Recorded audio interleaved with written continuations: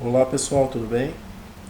Então vamos agora falar sobre mais um tópico da economia industrial, que são as barreiras de entrada. E, na verdade, barreiras de entrada e de saída, né? Depois a gente vai ver no decorrer da aula a diferença entre esses dois tipos, né? E por que uma barreira de saída também é uma barreira de entrada. Então o que é essa barreira de entrada, né? E por que ela é importante dentro da microeconomia, né? E dentro da economia industrial?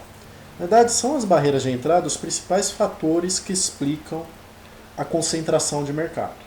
Né? A gente viu já na aula passada, né, na última aula, que a questão da diferenciação era um elemento de poder de mercado. Né? Ele conseguia fazer com que algumas empresas tivessem mais capacidade de,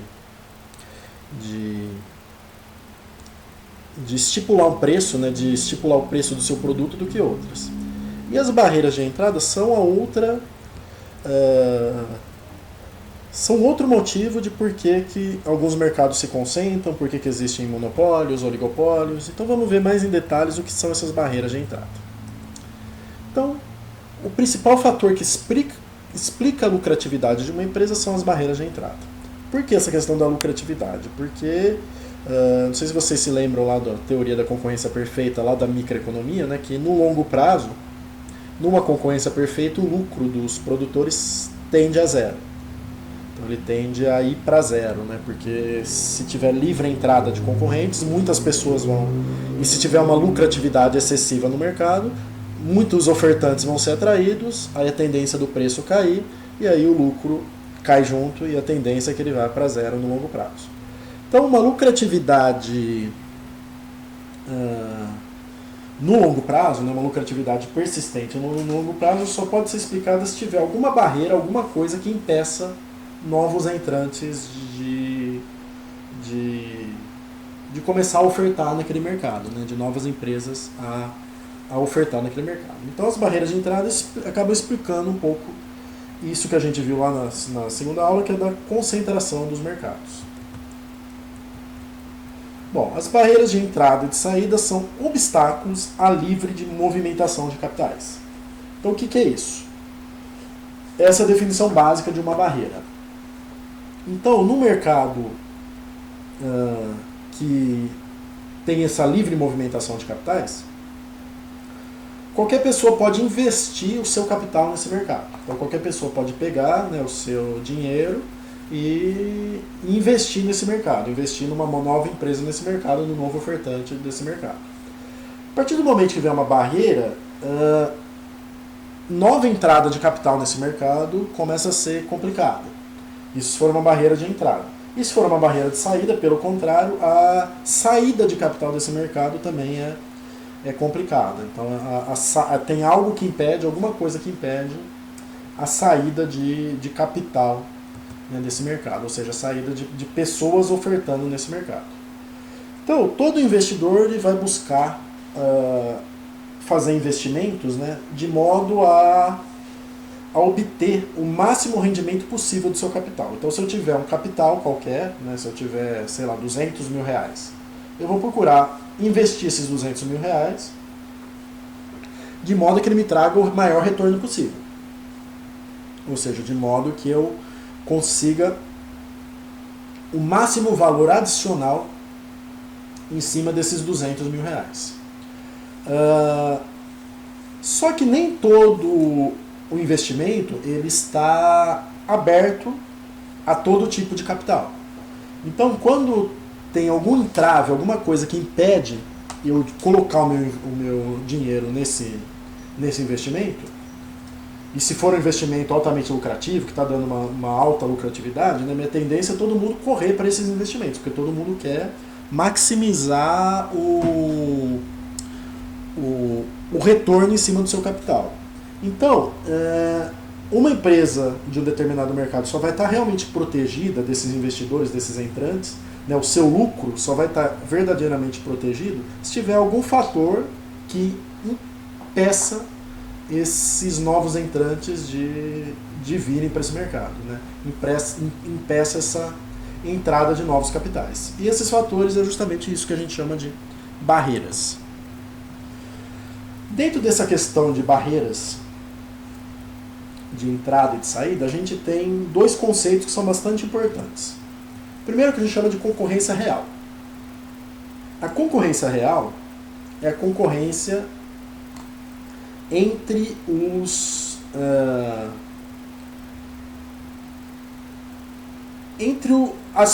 as empresas que já estão naquele mercado.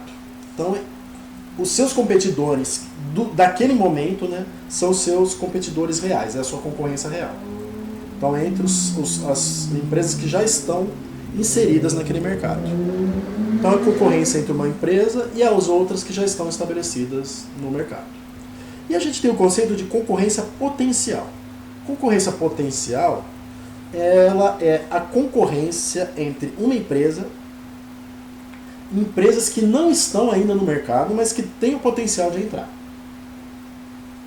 Então, quando a gente avalia a concorrência potencial, a gente não deixa de avaliar só quem são meus competidores no atual momento, mas a gente passa a avaliar possíveis novos competidores nesse mercado.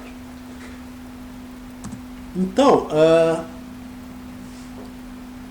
e essa é uma grande diferença, né, entre a economia neoclássica, né, a microeconomia, e a economia industrial. Porque a economia industrial ela passa a olhar também para a concorrência potencial. Então ela deixa de ver o lucro como sendo algo estático, né, e passa a ver como sendo algo que pode ser ameaçado por outras empresas potenciais. A questão é o seguinte, como é que a gente vai avaliar essa concorrência potencial? Então essa concorrência potencial vai ser avaliada justamente pelas barreiras de entrada. Então se tiver fortes barreiras de entrada, eu não tenho uma grande concorrência potencial. Então os meus concorrentes são exclusivamente a concorrência real, a quem já está no mercado. Se eu tiver barreiras de entrada fracas, aí é o contrário, aí eu vou ter... aí eu posso até, naquele momento, ter uma concorrência real fraca. Então eu posso ter um lucro grande, porque eu tenho pouca concorrência real, mas esse meu lucro não é seguro, ele não vai durar para sempre, justamente porque eu tenho uma grande concorrência potencial, que vem do fato de o mercado ter baixas barreiras de entrada. Então, como eu falei para vocês lá no slide anterior, né, numa concorrência perfeita, a livre entrada de competidores, né, acaba reduzindo o lucro a zero, né, porque novas empresas aumentam a oferta e isso faz cair o preço do produto. Então, algumas definições básicas, né, a gente chama das empresas estabelecidas, né, aquelas que já operam no mercado, que é a minha concorrência real. E a concorrência real, né, as empresas já estabelecidas, é do interesse delas, né, com que o mercado tenha o máximo de barreiras possíveis para evitar que novos entrantes cheguem nesse mercado. Né. Então elas vão tentar, né, ao máximo possível impedir, né, que essas novas empresas entrem no mercado. E nessa aula a gente ainda vai discutir um pouquinho como que elas podem fazer isso. Aí a gente tem as empresas entrantes ou potenciais, né, que é todo o capital que está interessado em entrar, em adentrar no mercado, em busca de lucros, né, em busca de um maior rendimento do que ele poderia conseguir em outras aplicações. A gente tem o conceito de entrada, né, que é a adição líquida de capacidade produtiva numa indústria, no mercado. Né? Então, quando uma nova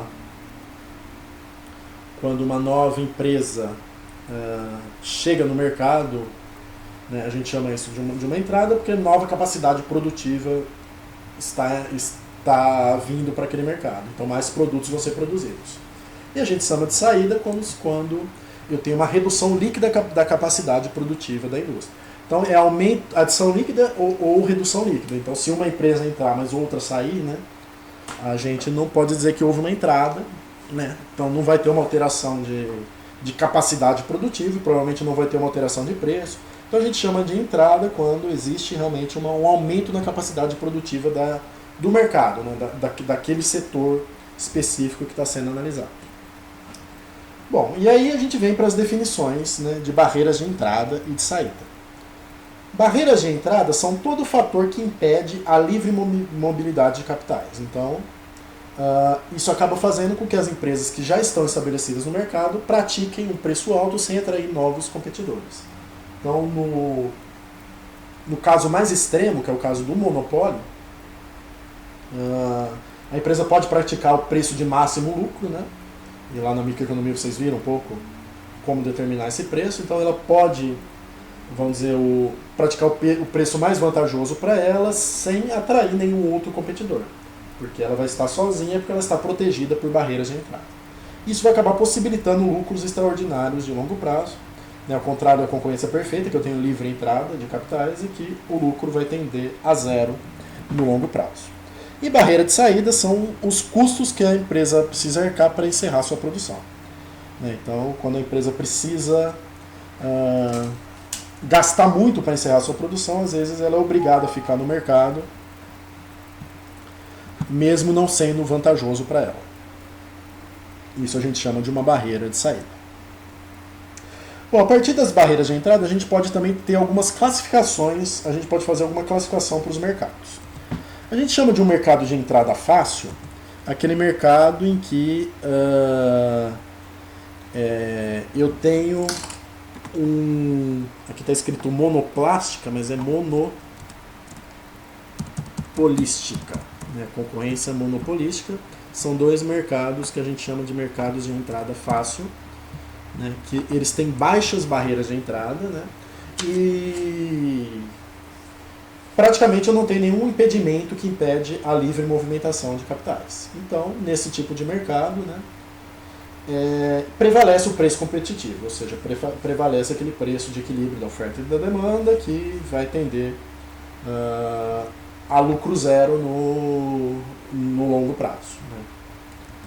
Bom, aí a gente tem no meio termo, né, um mercado de uma entrada ineficazmente impedida.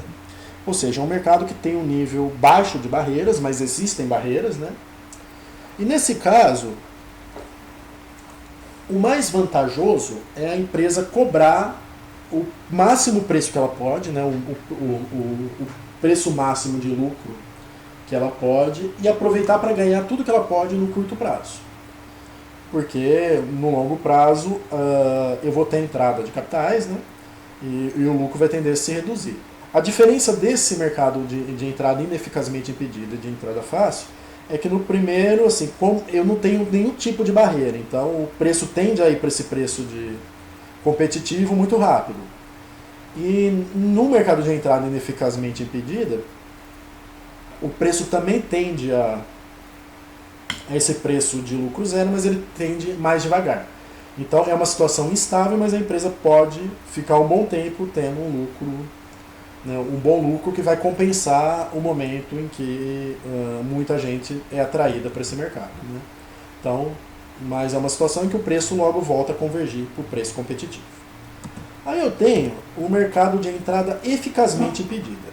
Esse mercado é interessante porque é o seguinte: nesse mercado as empresas podem cobrar uma coisa chamada preço limite. O que é esse preço limite? Então, no monopólio, a gente tem o preço máximo, ou seja, o preço que vai garantir o máximo lucro para aquela empresa, né? E no monopólio, a empresa pode cobrar esse preço máximo. A questão é o seguinte: nesse mercado de entrada eficazmente impedida, se a empresa cobrar o preço máximo, muitos competidores vão ser atraídos e o preço vai acabar caindo. Só que existe um preço limite, ou seja, um preço entre o preço competitivo e o preço máximo, que a empresa pode cobrar e não vai atrair novos competidores para esse mercado. Então é aquele máximo preço que a empresa pode cobrar sem evitar a entrada de novos concorrentes. Então essa questão do preço limite ele só vale para esses mercados de entrada eficazmente impedida, né, onde existe esse preço limite, existe esse preço que é inferior ao preço máximo, mas que passa a ser não, se a empresa cobrar esse preço, passa a ser não vantajoso para novos competidores, né? Então, nesse mercado de entrada eficazmente impedida, esse preço limite existe e pode existir uma situação de lucro, né, no longo prazo. E quando a entrada é bloqueada, aí a situação lá do monopólio, né, que a empresa pode praticar o seu preço de maximização no longo prazo sem se preocupar com novos entrantes. Então, monopólios são... as barreiras são tão fortes que a entrada de novos capitais é praticamente bloqueada. Bom, Só para a gente fechar essa questão do preço limite, né? Então o preço limite é o máximo de preço que uma empresa pode cobrar sem atrair competidores. Lembrando que o preço limite só faz sentido, né? Só é válido, só existe para mercados de entrada eficazmente impedida. Então permite que as empresas tenham vantagens competitivas e tenham lucros no longo prazo, né? Só que esse lucro não necessariamente será o máximo lucro no curto prazo.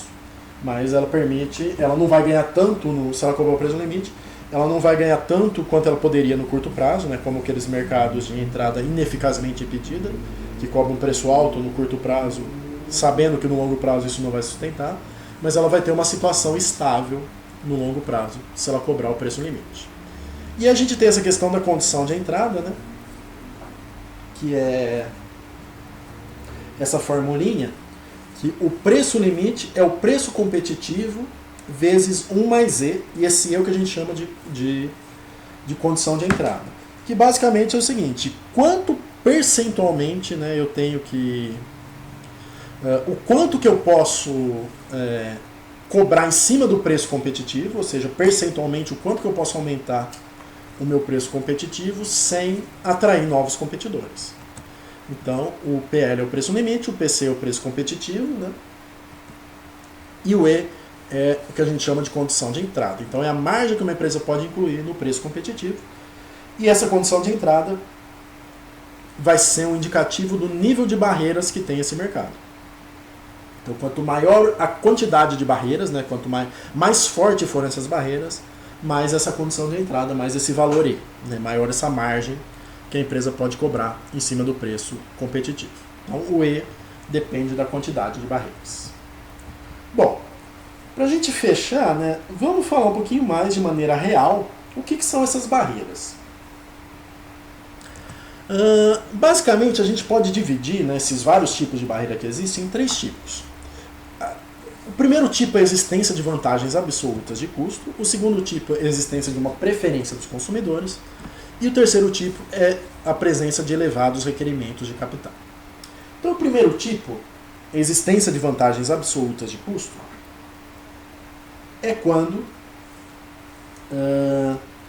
as empresas que já estão no mercado vão sempre conseguir, por uma série de fatores, produzir de maneira mais barata do que as empresas que estão entrando no mercado.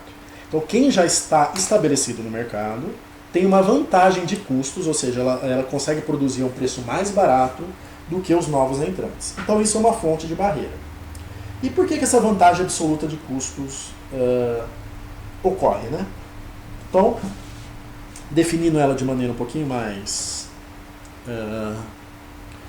formal, né? A gente chama de vantagem absoluta de custo quando o custo médio de longo prazo das empresas estabelecidas é inferior ao das empresas entrantes em qualquer nível de produção. Então, as possíveis causas, né? Melhores condições de acesso à tecnologia, matérias-primas e recursos humanos. Então, vamos supor, as empresas que já estão estabelecidas, elas têm um acesso privilegiado a uma tecnologia, por exemplo, por meio de uma patente. Então, uma nova empresa que precisa usar essa tecnologia precisa pagar royalty para a empresa que já está estabelecida, então ela acaba produzindo mais caro, ou as empresas elas podem controlar as fontes de matéria-prima, então elas já podem ter se aproveitado e comprado as fontes de matéria-prima, elas podem já ter contratado os melhores recursos humanos do mercado, sabe? Então, um alto nível de treinamento e uma empresa já estabelecida teria que treinar novas pessoas. Então, são alguns possíveis fontes de vantagens de custo. Questão da economia de aprendizado. Então, quanto mais você produz, melhor você fica. Né? E mais barato, mais você consegue reduzir o custo. Né? Pelo fato de você produzir várias vezes, você ter um nível de aprendizado. Então,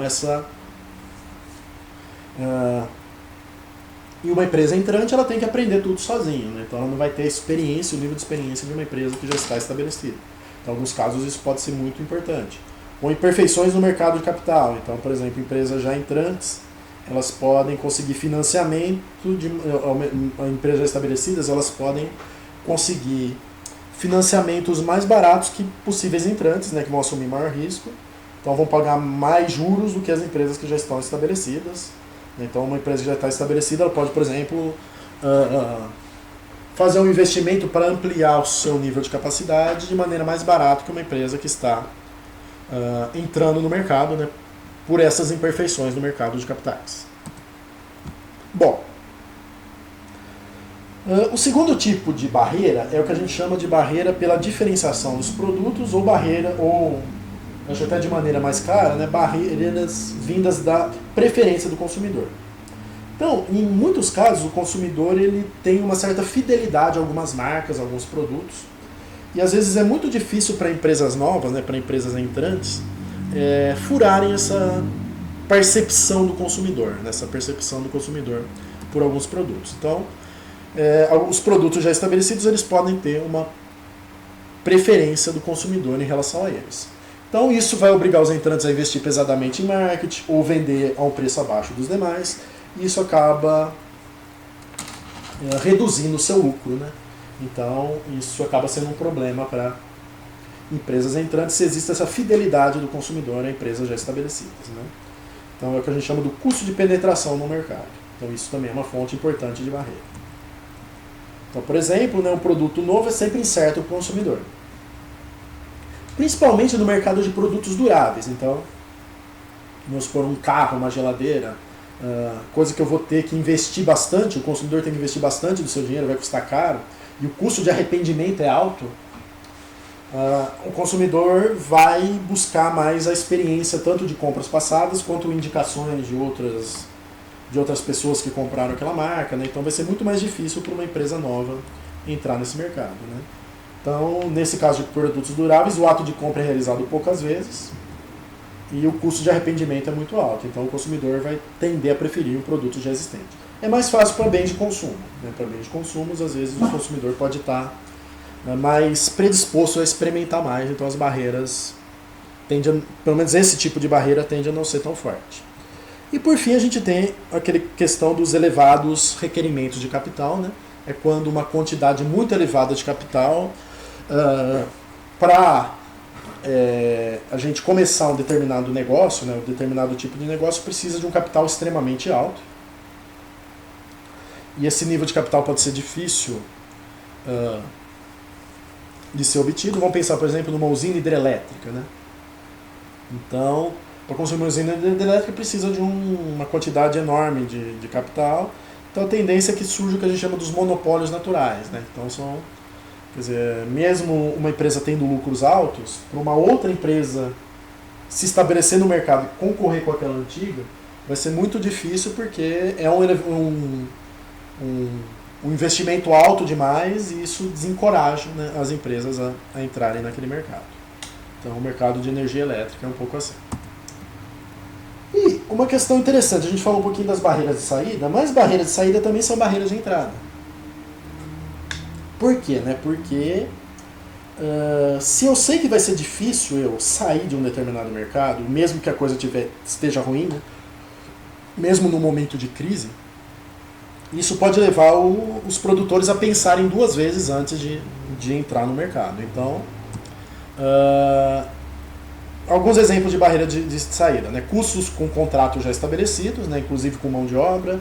Então, para se demitir, eu tenho que ter rescisão de contrato, eu tenho que pagar uma série de direitos trabalhistas ou custos contratos que eu já assinei com fornecedores, às vezes tem multa, né? Então, tudo isso são exemplos de barreiras de saída. E a gente tem o que a gente chama dos custos irrecuperáveis, que são aqueles custos de investimentos que eu já fiz, mas que eu não posso recuperar depois. Então, por exemplo, se eu fizer uma reforma na minha fábrica, bom, bem ou mal esse investimento que eu estou fazendo nessa reforma, ele vai aumentar o meu valor do imóvel e depois, se eu encerrar o meu negócio, eu posso vender o meu imóvel e vou recuperar uma parte daquilo que eu investi nessa reforma. Agora, se eu investir em marketing do meu produto e depois eu fechar a fábrica, tudo que eu investi em marketing foi perdido, né? Tudo que eu investi em marketing não vou conseguir recuperar depois. Ou se eu comprei uma máquina muito específica que não tem mais utilidade para ninguém, só para mim. Então tudo isso é o que a gente chama de custos irrecuperáveis, ou seja, aquilo que eu não consigo recuperar mais. E se a empresa precisou fazer muitos custos irrecuperáveis, né, ela precisou fazer muitos gastos que ela não vai conseguir recuperar depois, isso também acabou funcionando como uma barreira de saída. E a empresa prefere continuar no mercado, mesmo ele não sendo tão vantajoso, ou mesmo tendo outras opções de investimento melhores, né, para não perder esses gastos que ela já fez e que ela não vai conseguir mais recuperar. Então, conclusão, né, então, a partir da questão das barreiras de entrada e saída, o eixo da teoria da formação de preços se deslocou da concorrência real para a concorrência potencial. E basicamente porque o eixo de análise mudou do curto para o longo prazo, né? Então, não basta só eu olhar para quem são meus concorrentes hoje, mas eu tenho que olhar para quem são potencialmente os meus concorrentes. E para fazer isso, eu tenho que olhar para as barreiras de entrada e de saída, né, do meu mercado. Então, é bastante importante qualquer tipo de análise econômica e olhar para essas barreiras de entrada e saída. Então é isso, agradeço vocês. Aqui estão algumas questõezinhas, né? O que é concorrência real e potencial, o que são empresas estabelecidas e potenciais, o que são processos de entrada e de saída, o que são barreiras de entrada e de saída, o que é o preço concorrencial, o preço limite e a condição de entrada, como o mercado pode ser classificado pelas barreiras de entrada, quais são as principais fontes de barreiras de entrada existentes, de onde se originam as vantagens absolutas de custo, né, que é um dos tipos de barreira de entrada, por que a diferenciação e os requerimentos elevados de capital são barreiras de entrada, e quais são as principais fontes de barreira de saída. E basicamente é isso que a gente trabalhou nessa aula de hoje. Então agradeço a todos e até a próxima.